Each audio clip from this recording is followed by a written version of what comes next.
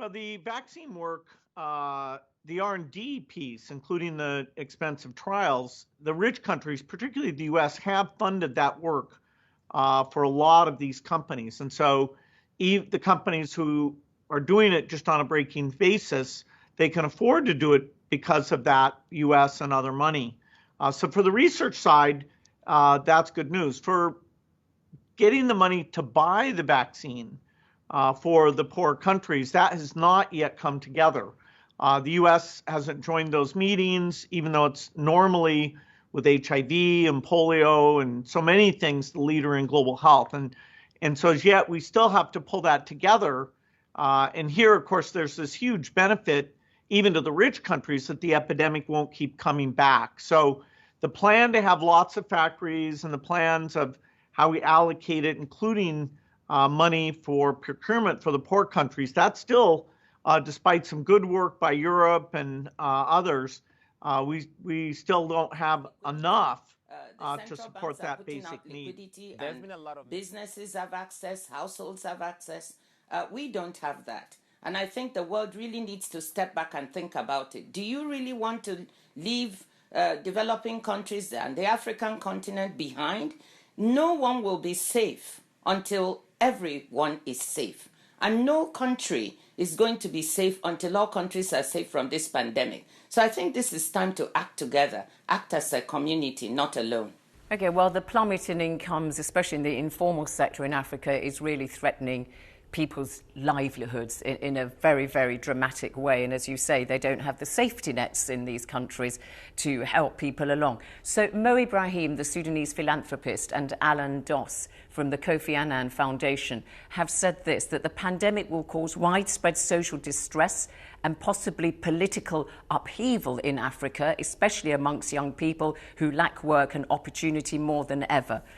Do you agree that we could actually see a political crisis upheaval in a very extreme fashion? I agree that could happen. I think the African governments themselves, from what we can see, are doing everything they can to try and make sure this does not happen. But without the solidarity and support needed from abroad, yes, there could be dislocations because, as you say, many people work in the informal sector. On the continent, 70 to 80% in our urban areas are in the informal sector, which means they earn on a daily basis. If you have lockdowns, you have the kind of hit on our economies where the contraction is severe, then it means people cannot earn. And when they cannot earn, they can't eat, they have no jobs. This is really, really a very difficult situation. So one cannot rule this out. It's not what we want, but it can't be ruled out. And I think this is what calls for the solidarity that we're talking about. So you are appealing for global solidarity. Antonio Guterres, the Secretary General of the United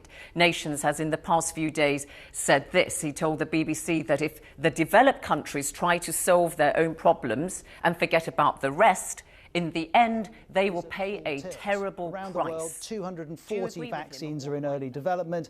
40 have reached the clinical trial stage, 9 in final stage testing, and none are ready yet. None are certain to work. And the search has created a new challenge.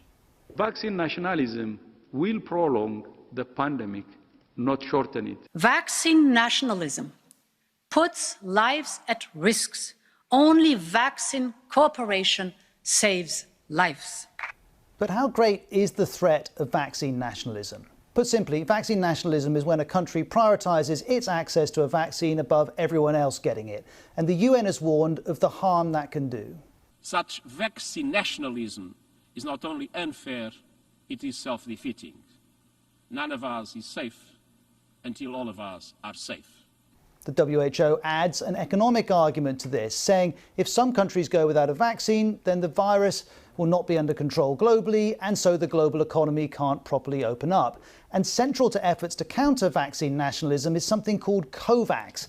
It's a global plan to allocate vaccines. 172 countries are signed up, and it guarantees all of them access to a range of vaccines if and when they're ready. For the WHO, COVAX supports its ambition to vaccinate some people in all countries rather than all people in some countries. And with Germany, Japan, the UK, Norway and the EU among those to sign up, this is a significant initiative, the very opposite of vaccine nationalism. But there are some major absentees, most notably America, which is very much going it alone. We will distribute a vaccine. We will defeat the virus. We will end the pandemic. No surprise there. Donald Trump's presidency is proudly America first. Back in March, Angela Merkel confirmed this Die Welt report that the US had tried and failed to buy all options on a German vaccine. And if that's the US, others are going their own way too. Russia has cleared a vaccine for use despite WHO concerns it's not been adequately trialled. The UK has joined COVAX, but also has signed deals direct with vaccine producers. Australia has done the same. Then there's China's vaccine work and this promise. These vaccines will be made a global public good and will be provided to other developing countries on a priority basis. OK, but look at this report in the state-owned Global Times. It tells us China is likely to join COVAX, but that China is probably still negotiating a thorough plan to ensure a balanced vaccine supply for Chinese citizens and China's neighbours.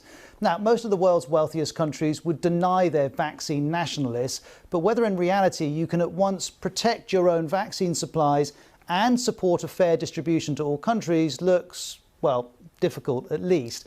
And what we're seeing here are the limits of multilateralism. Donald Trump may say it loudest, but all leaders put their country first. And any global response is shaped by an inevitable tension between international bodies, which by their nature promote greater cooperation, and national leaders with an array of domestic concerns. We see this tension with climate change, with migrants in Europe.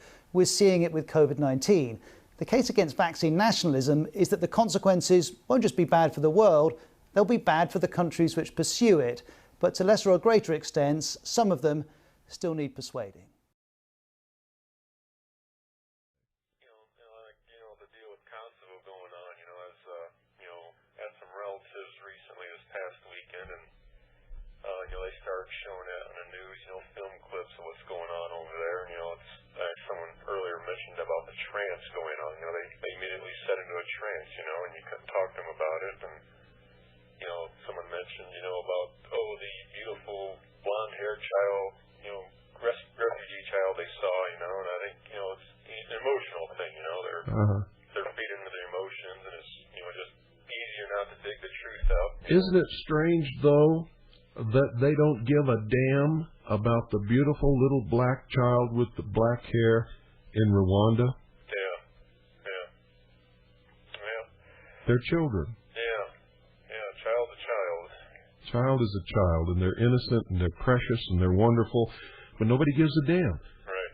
We have never helped anybody in Africa, ever, because they're black.